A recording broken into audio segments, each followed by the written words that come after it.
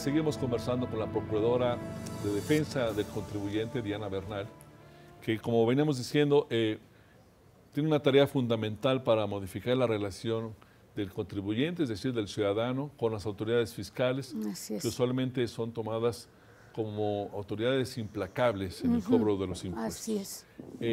¿Por qué es usted procuradora? Usted tiene una personalidad muy singular. Fue funcionaria delegacional en Iztacalco por designación de Cuauhtémoc Cárdenas, una figura muy importante en la izquierda. La primera vez que el jefe de gobierno es electo, ¿no?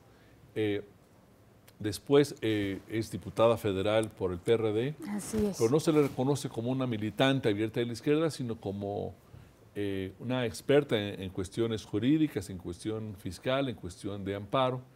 Y tanto el PRD como el PAN y el PRI apoyaron su designación como procuradora. ¿Cómo se logra eso? Bueno, yo creo que trabajando en una forma seria. En realidad mi formación es en el Poder Judicial Federal, es una formación estrictamente jurídica, una formación en amparo.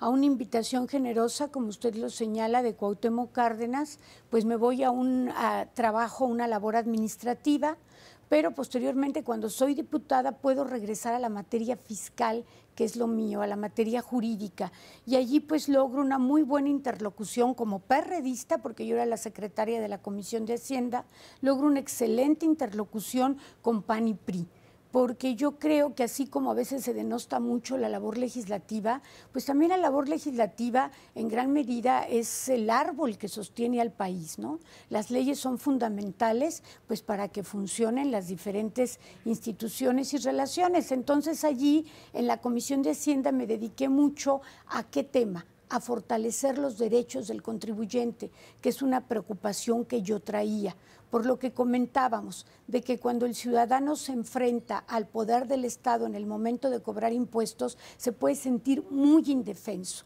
y el Estado puede incurrir en prácticas arbitrarias. Quiero comentarle, Roberto, que este tema de derechos del contribuyente es un tema que ha traído la izquierda en el mundo.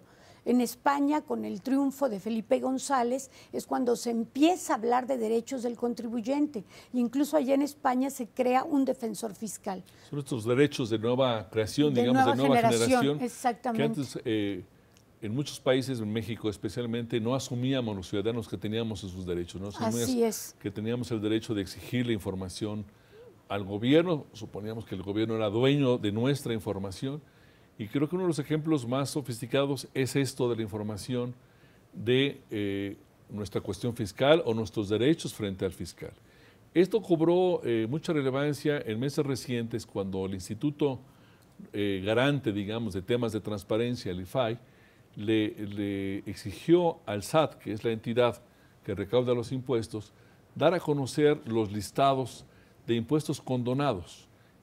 Fue un choque jurídico, pero creo también fue un choque de cultura democrática. El tema fue a dar a la Corte y de alguna manera seguimos en medio de ese pleito, donde del SAT se reserva cierto tipo de información, a quien le condonó impuestos por una cantidad muy importante de millones de pesos, y hay un sector de la sociedad, creo yo, de alguna manera representado por el IFAI, que exige esa información. ¿Cuál es su postura sobre ese tema? Bueno, la Procuraduría salió muy fuerte con un boletín de prensa y posteriormente con una recomendación al SAT para que diera a conocer a aquellos sujetos que habían sido beneficiarios de créditos condonados, que son los que obtienen el perdón fiscal, o bien cancelados, que son lo que el SAT llama su cartera incobrable.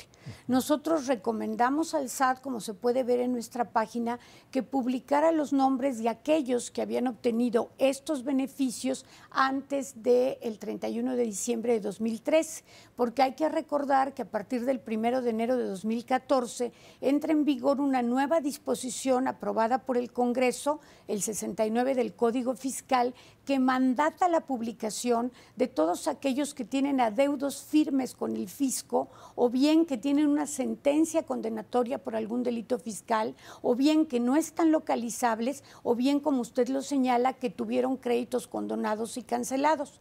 Curiosamente, Curiosamente, el 1 de enero el SAT solo publica los casos de deudores con créditos firmes o con créditos no garantizados o con sentencia condonatoria, pero en cambio no publica los que habían obtenido la condonación o perdón fiscal ni los que habían obtenido créditos cancelados. Entonces, la Procuraduría es un ombudsman.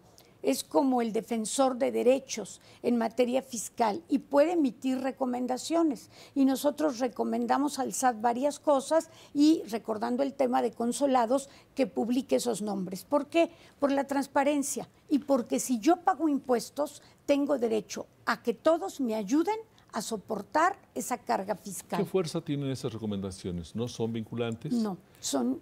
Pero como otros ombudsman, requieren el respaldo social para ser eficaces. Exacto, su fuerza está en la publicidad.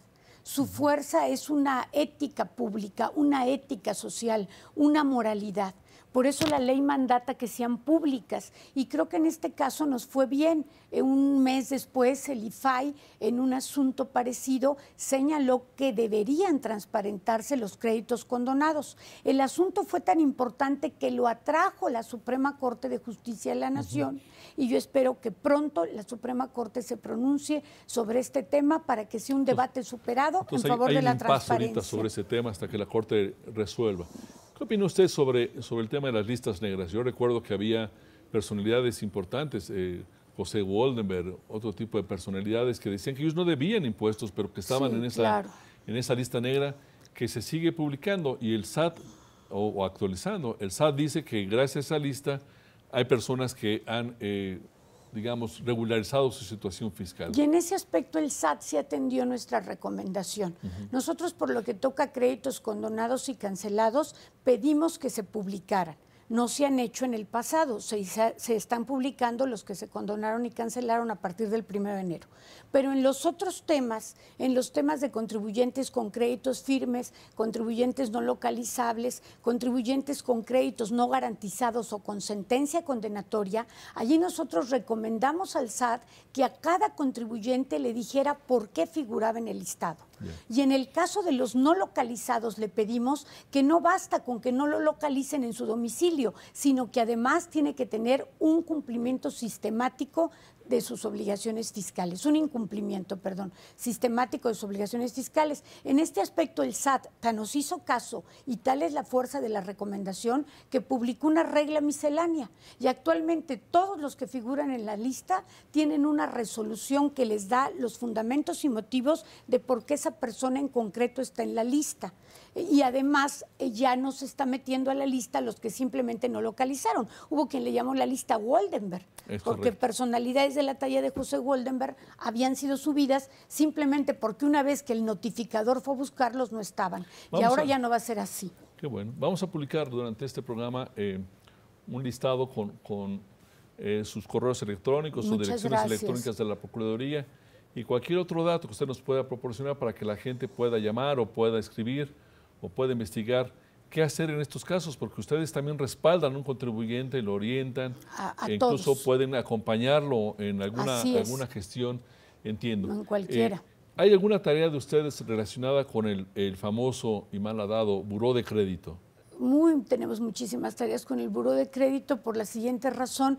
Muchas veces los contribuyentes llegan y dicen, oye, el SAT me está cobrando impuesto porque dicen que tengo depósitos en mi cuenta bancaria y yo en realidad no hice estos depósitos. En esos casos nosotros entramos en contacto con Conducef y liberamos esa problemática. Y relacionada con el buró de crédito, hay personas que para poder obtener alguna operación mercantil tienen que acudir ante el SAT y pedir que el SAT les diga que no tiene ningún adeudo fiscal. Y entonces es cuando los mandan a buró de crédito y nosotros intervenimos para que quede liberada esa situación si ya se pagó el adeudo fiscal y puedan realizar la operación mercantil que está necesitando efectuar. Una persona que esté incómoda con su tarjeta de crédito, con el buró de crédito, con un asunto hipotecario, ¿puede buscar a la Procuraduría para pedir orientación? Eso es tema de Conducef. Nosotros lo que hacemos es... Solamente es ante la autoridad federal fiscal, o personas que por adeudos fiscales los mandaron al buró de crédito, pero que ya pagaron su adeudo fiscal, tenemos convenio de colaboración con Conducef y los apoyamos para que salgan del buró de crédito y puedan volver a trabajar en su actividad mercantil sin mayor problema. Solo tenemos que esperar que Conducef se ponga más las pilas con la Procuraduría, tal vez. Vamos a ir a otro receso, si me permite. Seguimos con ustedes aquí en La Silla Rota. Gracias.